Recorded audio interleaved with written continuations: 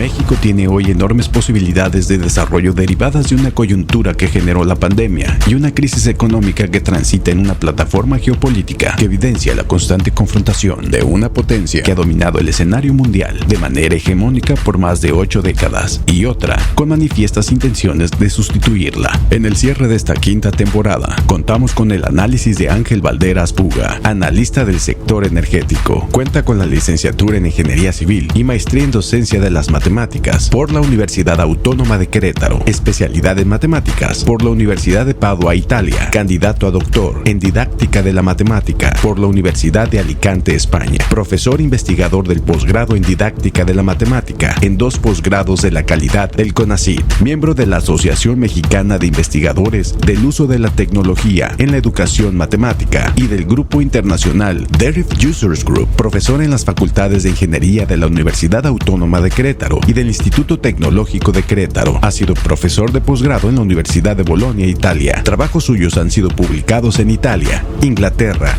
Estados Unidos, Australia, Austria, Eslovenia, Suiza, Egipto y México. Todo listo para el cierre de esta quinta temporada con Ángel Valderas Puga en Diálogos con la Comunidad.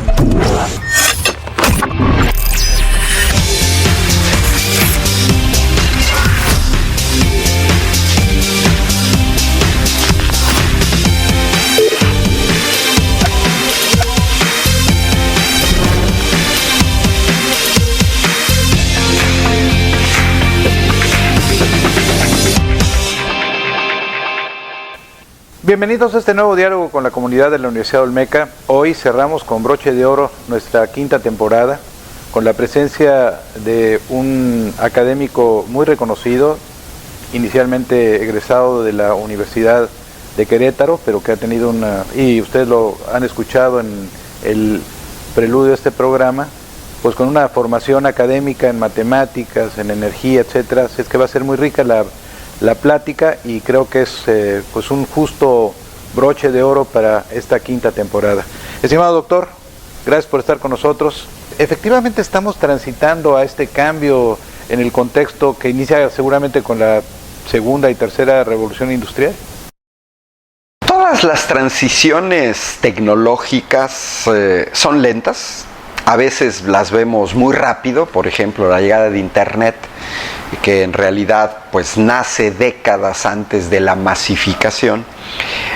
La transición energética se tiene que dar sí o sí por una sencilla razón: los hidrocarburos son energéticos no renovables. Petróleo se va a acabar, el gas se va a acabar, el carbón se va a acabar. Por eso es que la transición energética tiene que ser sí o sí. Y en el caso de las políticas públicas, yo siempre hago la diferencia de lo que es el corto plazo, el mediano plazo y el largo plazo. En el corto plazo, que puede ser un horizonte a 5 o 10 años, vamos a sustituir o vamos a poder sustituir los hidrocarburos con energías renovables. No, absolutamente no. Se está desarrollando, hay muchos problemas científicos todavía sin solución. Por ejemplo, cómo almacenar grandes cantidades de energía eléctrica. Es un problema que no es falta de voluntad, es que la comunidad científica a nivel internacional es todavía un problema que no se ha resuelto.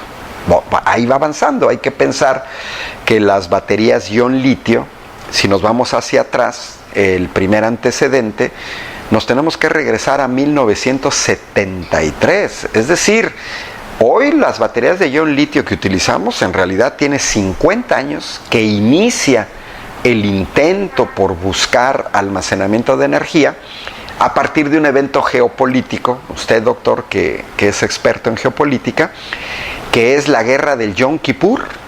La guerra del Yom Kippur entre Israel y en los años 70 y varios países árabes, en represalia a los países árabes, a Estados Unidos y a países de Europa Occidental que apoyaron a Israel, le cerraron la llave del gas y del petróleo. Esto provocó una señal de alarma en los países occidentales y había un grupo de investigación en el Reino Unido que son los primeros que tratan de buscar formas de almacenamiento de energía, ganaron el premio Nobel porque les dio mucho temor el quedarse sin acceso a los hidrocarburos. Y estamos hablando de que el Reino Unido tiene hidrocarburos en el Mar del Norte. O sea, no era un país como Francia o Italia o España que no tienen hidrocarburos. No, si un país con hidrocarburos se preocupó. Entonces, eso nos muestra, estoy hablando de 50 años, que yo veo que la difusión, la consolidación de la tecnología legada a las energías renovables, nos tenemos que ir al mediano plazo. Nos tenemos que ir a un horizonte de 30, 50 años para esperar que haya una consolidación, porque todavía hay problemas muy fuertes. Yo ya no les llamo energías limpias, les llamo renovables, porque no existe ninguna energía limpia, por la sencilla razón de que la construcción de un aerogenerador o de un parque fotovoltaico tiene una gran huella de carbono, tiene un gran consumo de minerales, y la industria minera todavía en este 2023 funciona al 100% con base en hidrocarburos. Entonces, para que yo produzca un aerogenerador necesito petróleo, necesito gas, necesito carbón. Y efectivamente la guerra en Ucrania y la pandemia sacaron a flote esta situación de la relación con los hidrocarburos. Yo sí veo una transición más consolidada en el largo plazo, dentro de 100 años. Porque además un ejemplo puede ser los coches eléctricos. Si yo quiero comprar un Tesla modelo S, pues me cuesta $1,000,000. Si me voy a un poco a una gama más alta, 2 millones, 3 millones. Ya va avanzando, sobre todo el mercado chino, en la producción de automóviles eléctricos más baratos, porque yo no puedo pensar en una transición si la gente no puede comprar. O sea, y de nada nos sirve que un pequeño sector de la población, un 1%, por ejemplo, use auto eléctrico. La otra, yo venir de Querétaro a Tabasco en un auto eléctrico prácticamente sería impensable, porque no se tiene todavía la autonomía ni la infraestructura como para venir y cargar un auto eléctrico. Yo cargo en 5 minutos un tanque de gasolina. Eso no se puede hacer todavía en los autos eléctricos. Tiene que haber una infraestructura en un país, casi el análogo de las gasolineras para las cargas. Alemania ha avanzado mucho en eso, California, en los Estados Unidos, pero no todos los Estados Unidos. Entonces, esas dificultades se tienen que ir resolviendo. Y ahorita el gobierno de México acaba de adquirir 13 plantas de Iberdrola. Yo, como buen matemático, como buen ingeniero, mido cualitativamente y cuantitativamente, y lo primero que fui a ver es capacidad instalada de estas 13 plantas. 8.500 megavatios. 12 plantas son de ciclo combinado. Su materia prima es gas natural. Y solamente una es un parque eólico. Bueno, pues los números ahí están. El parque eólico tiene una capacidad instalada de generar 100 megavatios y las plantas de ciclo combinado los restantes 8.400 megavatios. Los que hacemos ingeniería, eso lo tenemos muy claro. O sea, los parques fotovoltaicos está muy bien, sí, usamos el sol. Los parques eólicos, muy bien, utilizamos el viento. Es materia prima limpia, lo que no significa energía limpia, pero desgraciadamente todavía generan muy poca electricidad. No lo suficiente para mantener, por ejemplo, todo el aparato industrial de un país. La energía eólica y la solar tienen el gran problema de la intermitencia. Para que yo genere energía eléctrica a partir del viento, necesito velocidades mínimas, porque si no el aerogenerador no se mueve, pero también máximas, porque si es un viento superior a los 90 kilómetros por hora, por ejemplo, me tira el aerogenerador se tiene que apagar. Entonces, esos problemas se van a tener que resolver. ¿En qué balón, o sea, en qué cancha está el balón? En la física, en la ingeniería, en la matemática. Es ahí donde se tiene que resolver este problema, dispositivos asequibles, que la gente los pueda adquirir, que puedas almacenar. Creo que con cabeza fría no se debe de satanizar nada, porque hay un detalle. La gente asocia que vamos a sustituir el petróleo con autos eléctricos. Sí, pero todavía va a faltar muchos más años para que podamos sustituir los grandes barcos portageneradores. El 90% de la mercancía se mueve por barco. Se mueve por barco.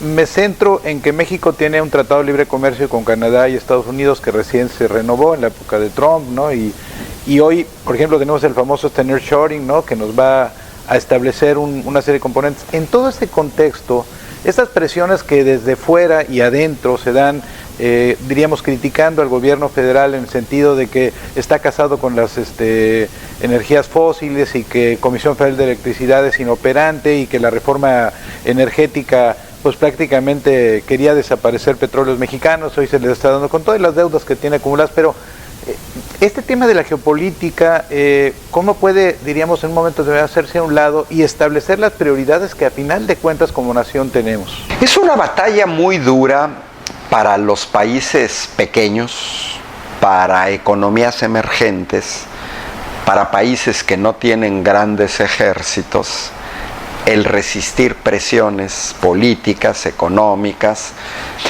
Es natural, Estados Unidos es un imperio, nosotros tenemos 3,000 kilómetros de frontera. En Europa siempre le tuvieron miedo a la Unión Soviética, la Unión Soviética ya no existe. Está buscando volver a ser un imperio dominante, ¿no? A mí me encantaron siempre los cursos de investigación de operaciones. Es un entrenamiento que nos daban, matemática, ingeniería, de cómo resolver problemas con restricciones. Todos los problemas siempre tienen restricciones. En geopolítica es lo mismo. Se tiene que tener un gobernante que dentro de las restricciones ponga los intereses de su propia nación. Y lo estamos viendo en Europa.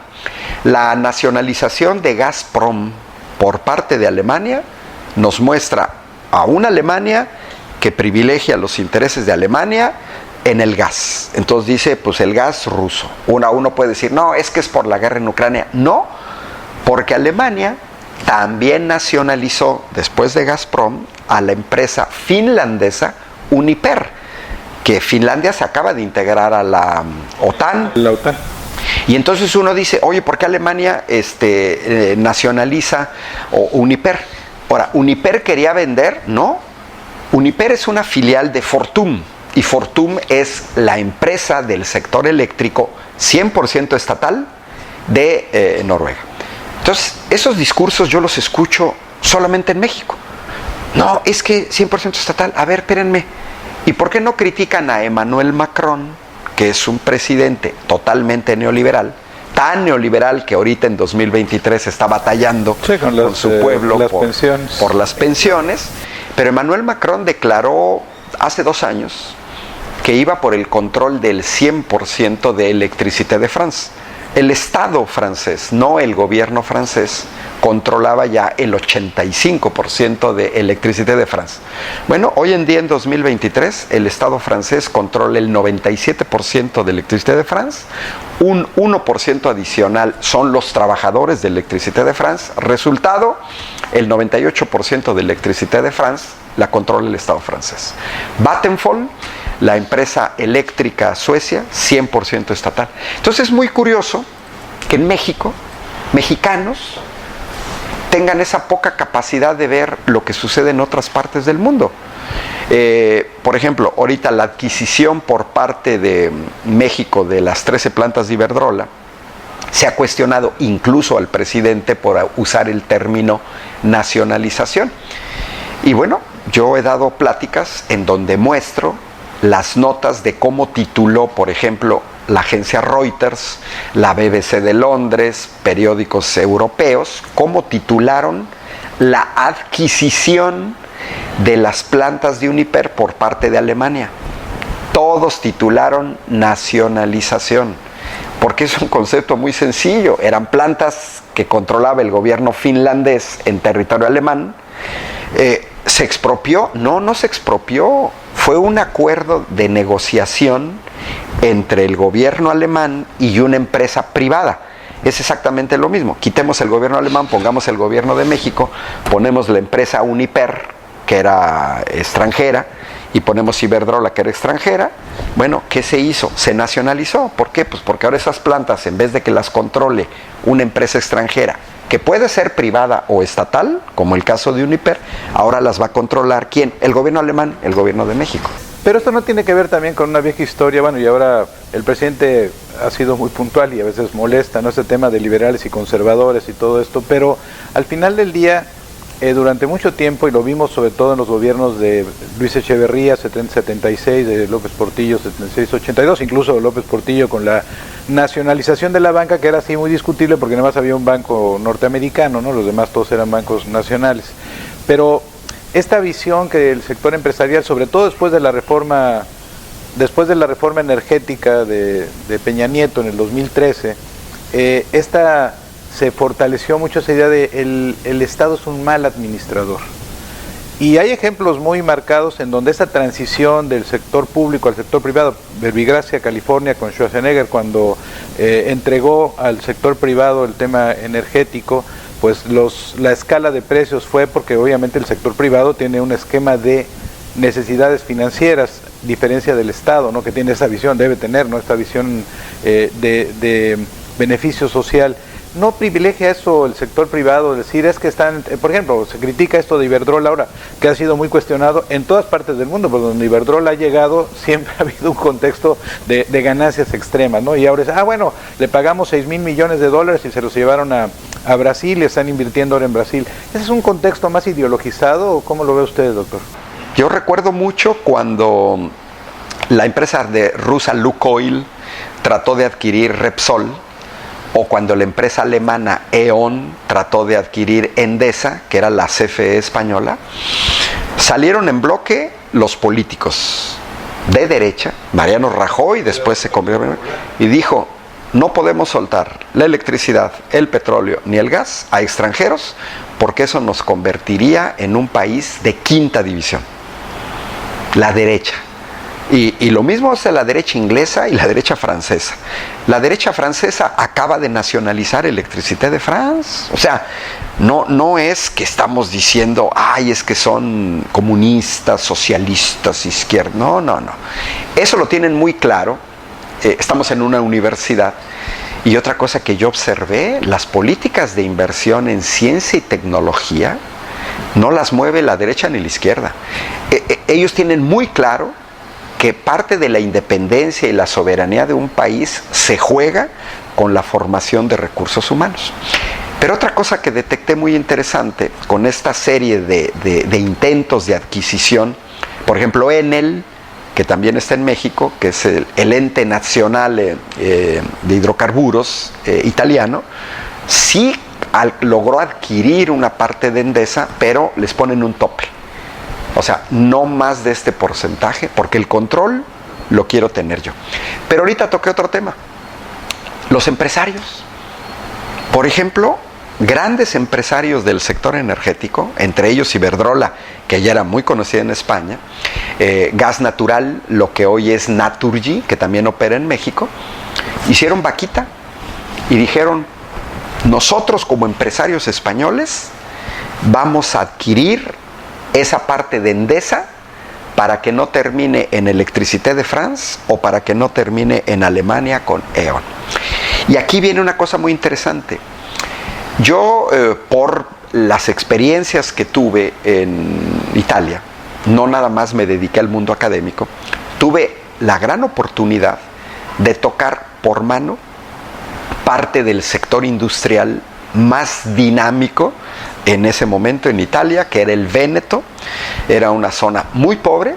México salvó del hambre a esa zona porque eran los únicos italianos de 18 regiones que comen maíz por medio de la polenta. Les decían polentoni. En Italia nadie comía maíz porque decían que el maíz era para los puercos.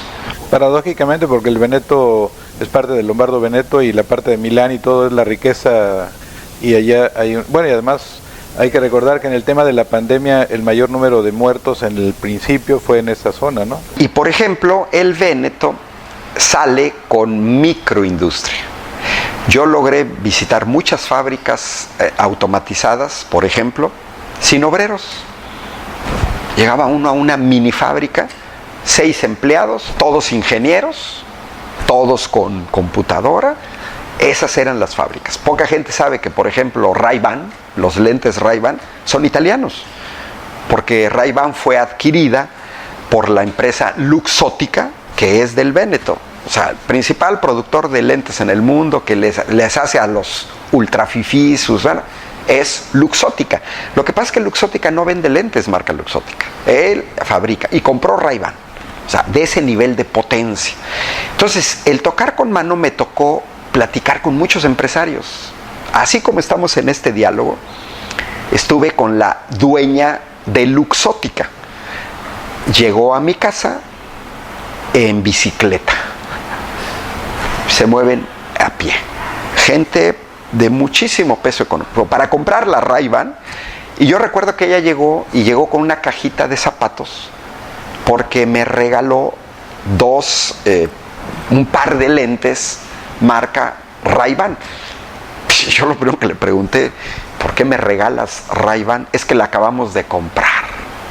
Y noté una cosa muy diferente de esta pregunta. Nunca jamás escuché a un empresario italiano decir necesitamos inversión extranjera. No. Es una mentalidad empresarial que dice, ¿qué necesito? Cristal, lo fabrico. Sillones, los fabrico. Relojes, los fabrico. O sea, es una mentalidad muy distinta. Ellos no dependen de la inversión extranjera. A mí me encantaría que los empresarios mexicanos, que si se quejan de que Iberdrola ya no va a invertir en México, pues a mí me gustaría ver dónde están los grandes empresarios mexicanos que están invirtiendo en el sector eléctrico, en energías renovables. Doctor, hace unos días el presidente López Obrador planteó ante el contexto de la inflación una propuesta, y por cierto, un presidente que voltea hacia el sur, cuando habíamos durante muchos sexenios siempre volteado solamente al norte, ¿no? Donde tenemos una transición mercantil del 80 para acá y 80 para allá. Y eso quizás sea un factor donde esta interdependencia con Estados Unidos nos omnibula y hace diferente. Por ejemplo, ¿por qué Brasil produce aviones o produce esa lejanía, ¿no? Y planteaba una comunidad latinoamericana, ¿no?, para vencer la inflación. Hace más días antes el presidente de Argentina y el de Brasil planteaban de una moneda única. Boric, el presidente de Chile, dijo no, pues esto no es factible, y tienen un mercado común, el Mercosur, que pues está integrado fundamentalmente por Brasil, Argentina, Paraguay y Uruguay, pero que después entró también Venezuela en la época de Chávez, Bolivia, etcétera.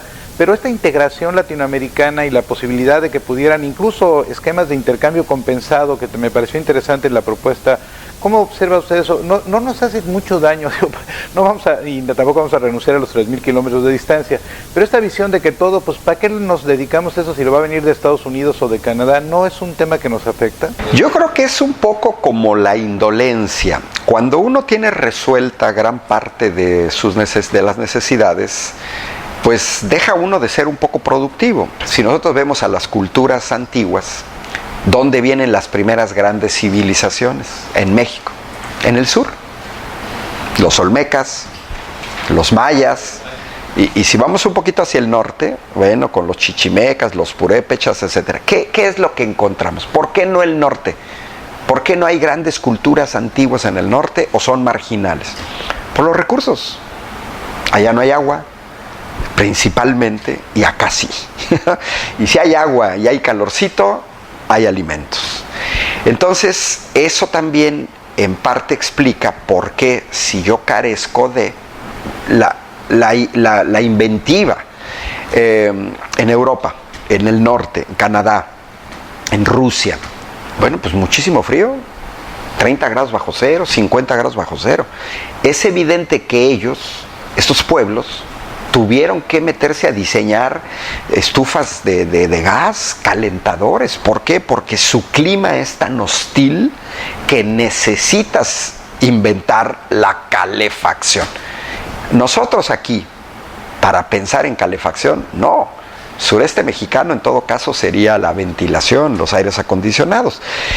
Y a los pueblos colonizados, que vamos desde Argentina hasta a México, y como lo fue Estados Unidos al inicio, les cuesta más trabajo porque precisamente los imperios establecieron siempre una relación de dependencia. ¿Es el litio nuestro oro blanco que va a sustituir al petróleo que durante tanto tiempo nos dio recursos económicos? Hay que ver el estado del litio. Hay diferentes tipos, uno es más aprovechable, es como lo del petróleo pesado, el petróleo ligero, la refinación, la transformación. Tiene que ver también con la cantidad. ¿Cuánto? Todavía hay un gran trabajo que tiene que hacer la geología, que es justamente la prospección minera, de detectar cuánto litio tienes, en qué estado está, porque eso va a determinar las inversiones. Dependiendo del estado del litio, puedes invertir menos, puedes invertir más. Yo creo que las inversiones extranjeras no son malas, dependiendo de quién tiene el control. Es como el caso de Deer Park. Cuando Deer Park la adquiere el gobierno de México, pero adquiere nada más el 49% y Shell mantiene el 51%, pues las decisiones, como en toda empresa, era Shell. Shell decidía todo, pues si se vota, Shell decidía todo. Por ejemplo, extrañamente, Shell decidió que Pemex no recibiera ganancias por Deer Park, que porque todo se iba a reinvertir en Deer Park. Bueno, ahora que el gobierno de México adquiere ese 51%, pues toma el control de la empresa. ¿Por qué Emmanuel Macron lleva el 85% al 98% la participación del Estado francés en Electricité de France? Porque ese 14% estaba dominado por grandes grupos de inversión. 1%, por ejemplo, Vanguard o BlackRock. Bueno, pero puedes incidir un poco en las decisiones. Entonces yo creo que todo depende de cuál es el porcentaje. Para mí me parece extremadamente riesgoso que en un sector estratégico dejes que un privado lo controle, y peor si es un privado extranjero. Toda empresa extranjera, las ganancias terminan en sus casas matrices. Lo vimos en la gran crisis del sector financiero en 2008, en donde Bancomer, por ejemplo, sacó grandes cantidades de dinero para apoyar en España al Banco Bilbao Vizcaya Argentaria. Y sí, Banamex a Citibank. La gente lo tiene que entender. Si yo cargo gasolina en una gasolinera de British Petroleum, la ganancia por la venta de gasolina va a terminar en Londres. O sea, las ganancias de Iberdrola terminan en el País Vasco, específicamente en Bilbao.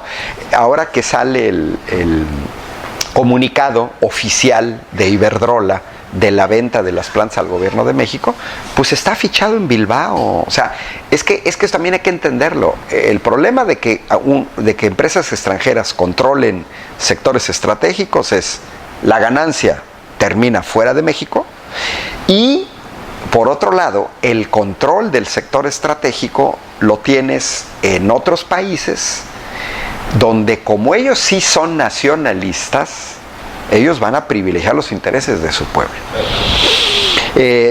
Yo cuento mucho la anécdota cuando China National Offshore Oil Corporation, CNOOC, los norteamericanos ponen en venta su tercera petrolera. En ese momento, Unocal, la ponen en venta. Bueno, pues los chinos dicen, pues yo tengo dinero, ¿cuánto la vendes? 16.500 millones de dólares. Los chinos dicen, ahí están 18.000 millones de dólares.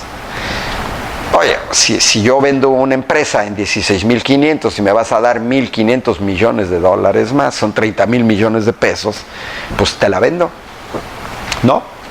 Diputados y senadores norteamericanos del Partido Demócrata, del Partido Republicano, pararon la venta por cuestiones de seguridad nacional.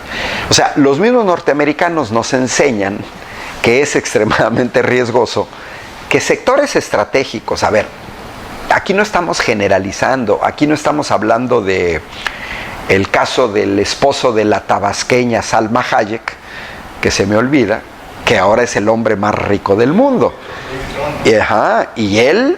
Pero ellos se dedican a la alta gama, ellos venden champaña de 400,000 pesos la botella. No, bueno, eso no es un sector estratégico, pero los energéticos sí, el sistema financiero también. Entonces, y yo diría que también el alimentario, ¿no? Se convierte también en parte. El alimentario, pues sí, porque cuando te cierran la llave del gas, del maíz, del trigo, etcétera, del agua, ya un país ya no es viable. O sea, y esa viabilidad se deriva precisamente de quién es quien controla, ¿no? Es una sinergia. Yo digo que es una sinergia, y un Estado es el que debe de controlar a los privados. Los privados deben tener una tasa de ganancia razonable, porque también ahí viene el gran problema. O sea, yo puedo ganar 1 peso o 5 pesos o 8 pesos o quiero ganar hasta 100 pesos, y si me lo permiten, bueno, pues ahí está. Era totalmente atípico, por ejemplo, que Iberdrola en México no pagara el costo de la transmisión de la energía que generaba, o que la pagara 10 veces más barato, algo que en España es impensable. La tasa de impuestos que Iberdrola paga en España ronda el 40%. En México pagaba 7 pesos por cada 2,000 pesos de ganancia. Es una tasa de ganancia que se mide en decimales. Entonces, no, a ver, ¿por qué aquí no pago impuestos y allá sí? ¿Por qué allá tengo que pagar la transmisión y acá no? ¿Por qué en México no pagaban la energía de respaldo para resolver el problema de la intermitencia? Regresamos a las empresas privadas que se acostumbran a tener una tasa de ganancia muy alta. Iberdrola, pagando 40%, se queda con el 60%. ¿Es negocio? Claro que sí. Y ahí al final del día se explica por qué la propuesta de esta reforma energética, que fue frenada en el Congreso y que transitó en una ley secundaria, ¿no? Pero que al final de cuentas también... se han hablado de estas obras de infraestructura insignias, ¿no? Del gobierno de la Cuarta Transformación, como se ha autodenominado. Y yo, bueno, pues creo que la importancia del ferrocarril es indiscutible, aunque unos dicen que no. Es que es una de las obras de infraestructura más importantes que a nivel mundial se ve. La otra es el tema de la refinería, y yo quisiera también que se centrara en algo que me parece que no se ha, diríamos, difundido de la manera suficiente, porque me parece que la importancia del canal interoceánico, de este proyecto que une al Pacífico y al Atlántico, ¿no? Porque no vamos a hablar del Golfo de México, y que además fue parte en algún momento en el acuerdo McLean-Ocampo, que afortunadamente no se concretó, la entrega de manera definitiva, ¿no? Del istmo de Tehuantepec a los Estados Unidos, pero que nos ahorraría cerca de 4,000 millas náuticas a los barcos de ir al Canal de Panamá. ¿Qué significan estas 3 obras dentro del contexto del proyecto nacional? Bueno, de primera, el tren es el transporte más eficiente en términos de transporte masivo. No es casual que en Europa todo el mundo se mueve en tren. A mí me sorprende, políticos de los gobiernos anteriores, cuando viajan a Europa, lo ven que la gente se mueve en tren. ¿Por qué? Porque es lo más eficiente, es el más barato, es el más seguro, por encima de ahí. Y sobre todo, menos contaminante. Y tenemos que ver hacia el futuro. China ahorita está construyendo un tren entre Shanghái y Hangzhou. Son 250 kilómetros de distancia, que van a ser recorridos en 15 minutos. Velocidad del tren 1,000 kilómetros por hora. Trenes. Levitación magnética. Ese es el futuro. Trenes que van a superar incluso la velocidad de los aviones. Yo vivo en Querétaro. Yo podría estar en Ciudad de México en 15 minutos con esos trenes. Corredor logístico es una propuesta muy interesante, porque es un problema que se viene arrastrando desde más o menos 1500. ¿Por qué es buena apuesta a este corredor logístico? Hoy en día vemos pues, que la idea es, si tienes que mover mercancía del oeste de Estados Unidos o de Asia, la bajas a Salina Cruz. Hoy en día se tienen sistemas automatizados, contenedores, grúas, las pones en tren, ya las tienes en Coatzacoalcos, subes. Bueno, ¿qué problema tiene también el Canal de Panamá? Pues tiene una capacidad limitada, muy limitada, y se pueden suceder casos como el atasque de Evergreen en el Canal de Suez. Daños por miles de millones de dólares porque el canal se cerró por un barco que encalló. Entonces es una apuesta que va a ser complementaria, pero que va a ahorrar mucho en el movimiento de mercancías del norte al norte. Pero este canal interoceánico nos podría colocar también como una área apetente para el tema de las inversiones, para la instalación, esta removilidad, ¿no?, que es el nearshoring de empresas que vienen de Estados Unidos. Hoy se habla, por ejemplo, de 19 empresas que producen aviones que están interesadas en estar en México, coreanos. ¿Eso podría darle al sureste una posibilidad que hoy pareciera lejana? Yo creo que son buenas noticias para el sureste, sin olvidar el norte, porque hay que recordar que el Plan Sonora es un plan de envergadura muy fuerte. Se habla poco, pero es la construcción de 2 puertos, la construcción de 2 aeropuertos, 6 parques de fotovoltaicos, además de la explotación del litio. Es un plan integral. Yo tuve la oportunidad de estar el mes pasado en Hermosillo y me tocó ver la explicación del plan por parte del gobernador, Alfonso Durazo. Él fue el que expuso el Plan Sonora. Yo me quedé wow, porque yo me quedé con la idea, sí, el litio y Puerto Peñasco. No, se va a rehabilitar 2 aeropuertos, el puerto de Guaymas, etcétera. ¿Por qué? Porque ahí la idea es la industria de semiconductores, que hoy se va a aparte regresar en el caso de Estados Unidos, no en China, no en Taiwán, que va a ser justamente en Arizona, que está colindando con Sonora. Entonces, el hecho de que se desarrolle el sureste no implica que olvides el norte, que fue lo que habían hecho los anteriores gobiernos. No, yo creo que el sureste con esta... ¿Qué le interesa a una empresa en el nearshoring? Pues si yo tengo una empresa en Taiwán, mover mercancía a Estados Unidos, no. Pero si tengo que mover mercancía del Istmo de Tehuantepec a los Estados Unidos, ok, no la voy a mover por tierra. Son 1,500 kilómetros, 2,000 kilómetros, dependiendo, por carretera, cantidades reducidas. Si yo tengo empresas en este corredor, pues tengo máximo 100 kilómetros para acá y 100 kilómetros para acá. O máximo, si estoy en la orilla del mar, pues 200 kilómetros para acá y saco mi mercancía. Yo creo que es una gran área de oportunidad y seguimos estando en el área de nearshoring, porque una empresa que se instale en el Istmo de Tehuantepec, pues le lleva ventaja que si me instalara en Brasil, o en Colombia, o incluso en Costa Rica, es más, incluso en Guatemala. O sea, yo creo que yo le veo una gran área de oportunidad para las generaciones futuras, para la gente joven, si se ponen las pilas y ubican en dónde van a estar estos polos de desarrollo. ¿Qué papel juega para usted el tema de la ingeniería biomédica? Bueno, pues yo terminé mi carrera académica en la Universidad Autónoma de Querétaro en ingeniería biomédica. Nosotros teníamos 3 líneas.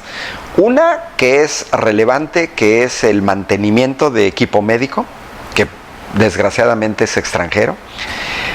2, imagenología médica, mejorar la resolución para los diagnósticos. Y 3, prótesis y órtesis. Pues es la salud de una población. La ingeniería biomédica estaba como que en segundo plano, y para un país dependiente, yo ya me tocó la suerte de que me invitaron compañeros de la Facultad de Informática, no de biomédica, a revisar. Eran 15 tesis de posgrado del área de informática. 13 eran del área biomédica, porque tenían que ver, por ejemplo, una de ellas, me recuerdo, con el uso pues, de cálculo multivariable, ecuaciones diferenciales. Era ayudarle al médico a detectar la mejor trayectoria para ciertas operaciones en el cerebro, que es extremadamente delicado. Otros estaban diseñando aparatos para sordomudos. Yo tengo ya exalumnos de la primera generación de ingeniería biomédica, están ya todos integrados en hospitales, están todos trabajando en el área, todos han encontrado trabajo, porque los médicos mexicanos requieren, los hospitales mexicanos requieren técnicos que tengan la capacidad de calibrar aparatos tan delicados de los cuales depende la vida de una persona. Y voy a cerrar con esto. La pandemia en México nos agarra con una carencia de 250,000 médicos, un déficit de 430,000 enfermeras, 400 hospitales abandonados y sobre todo carencia de equipo médico.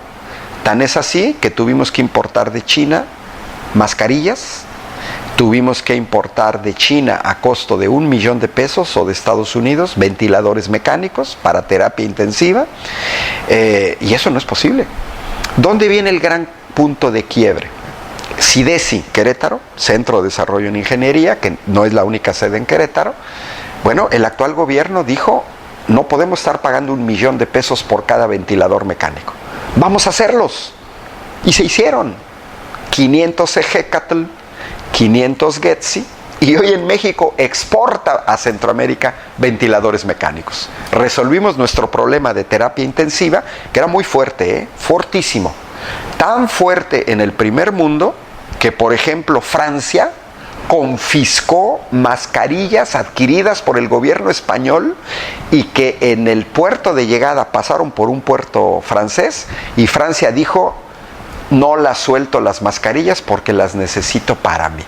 Sí, yo lo vi cerca. En nuestra facultad de ingeniería se diseñaron tejidos para de protección a los médicos, se diseñaron mascarillas, se diseñaron protectores, aparte de los ventiladores mecánicos.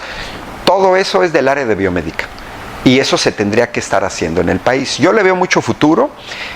No es una carrera sencilla. Tienes por una parte la parte complicada de matemáticas y física, porque uno tiene que estudiar mecánica de fluidos, circuitos eléctricos, electrónicos, y por otra parte tienes que saber tanta anatomía, tanta fisiología como sabe un médico. Es el futuro. Si jóvenes quieren estudiar ingeniería biomédica, es un área donde 100% van a encontrar trabajo.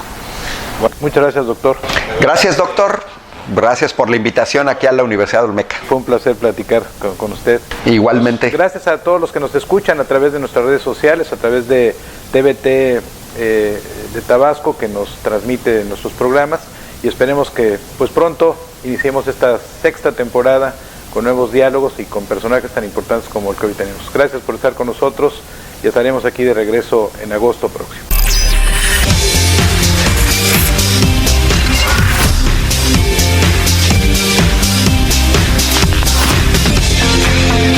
Universidad Olmeca. Raíz de sabiduría.